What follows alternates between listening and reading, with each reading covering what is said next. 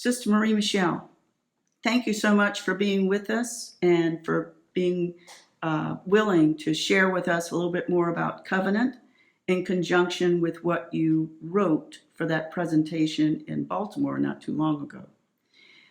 Can you share a little bit with us about your own spiritual journey? I'd be happy to, Mary-Paula. Thank you.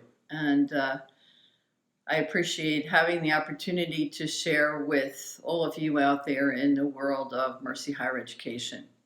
I am a Sister of Mercy. I have been a Sister of Mercy for the last 59 years. I am 77 years old. I am a product of religious education in the Archdiocese of Philadelphia, which, as many of you know, has a reputation for a parochial conservative view of the Catholic faith and maybe things in general. And I was probably safe to say I could be the poster girl for James Fowler's stages of faith development, with which some of you, I am sure, are familiar. But Fowler studied the development of faith in the lives of children, adolescents, and adults.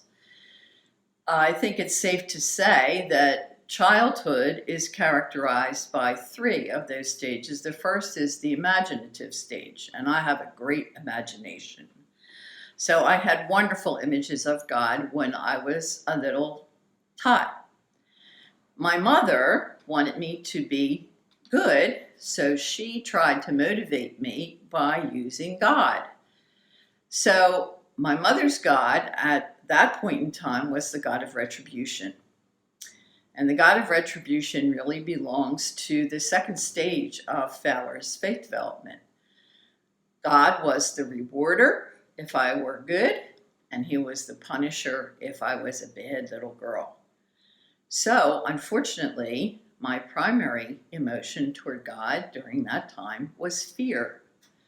I was afraid, as my mother would say, that God was going to get me. Or the question she would put is, what do you think God does to little girls who disobey or answer back, whatever it happened to be? The next, that stayed with me, that image of God, the God of retribution, the judge, stayed with me till my early adulthood. I'm not happy about that, but that was the case. The third stage of Fowler's development was just part of my childhood and adolescence, and that was group faith. What are the practices, beliefs, customs that make you a part of the group of the Catholic Church? So I absorbed all of that, but in the process, I asked questions. And my mother did not encourage that. She used to say, you shouldn't question that. But I would say, I don't understand. And she would say, it's a mystery. You can't understand it. So I realized that the questioning was not going to go away. I just wasn't going to ask my mother. I also asked questions of the sisters who taught me in parochial school, in elementary school, where my faith life was pretty much formed by questions and answers in the Baltimore Catechism, which I do not recommend as great faith formation, but it certainly has given me a foundation from which I have grown and developed, I believe. So that group faith was tested by me by asking questions even in the classroom, where the sisters would pretty much give me the same answer that my mother did. Either that or please sit down and don't ask that question. So the questioning part of me, which I came to understand, is the step that is the most difficult, or was the most difficult for me, moving from group to personal faith. Personal faith is, for me, which I really did not achieve, I think, until after I entered the Sisters of Mercy, and not soon after. But when I came to understand that God and I have a personal relationship, that my relationship is primarily with Jesus Christ, who unfortunately was not part of my religious formative instruction. When I came to know Jesus in the Gospels, in preparing my daily prayer in the community, in my meditations, I came to understand that God was present and active in my own life, and that God's Spirit was within me, and that the Spirit was leading me to questioning, not denial necessarily.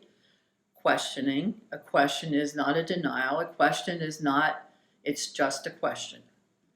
And in that process of questioning, there were things that I looked back on and questioned.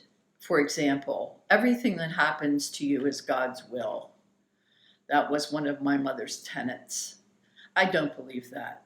A lot of what happens to me is my own will and other people's will, and who knows what else.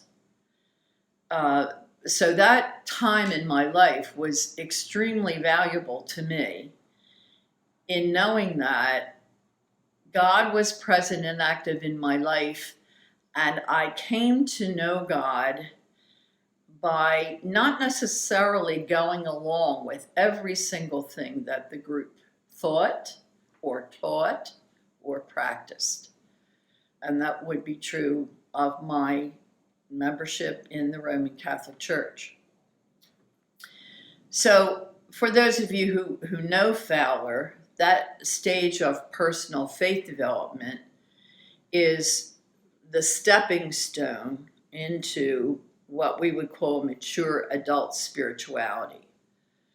So from there, I think I had the great benefit of getting my degree in theology. And in that process, in higher education myself, I was just catapulted, if you will, into the wonderful world of faith-seeking understanding. And that's where I love to be. So that ability to study theology was a great gift to me and remains a great gift to me.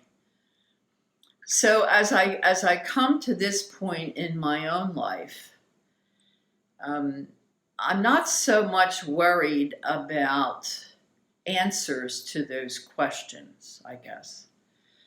What I'm more concerned about is, have I asked the right questions? And I have come to believe at this stage in my life that there are really very few questions that matter. Many of the things that I thought were essential to know, to practice, I don't really feel that same desire to hold on to that, to maintain my former position with regard to those things.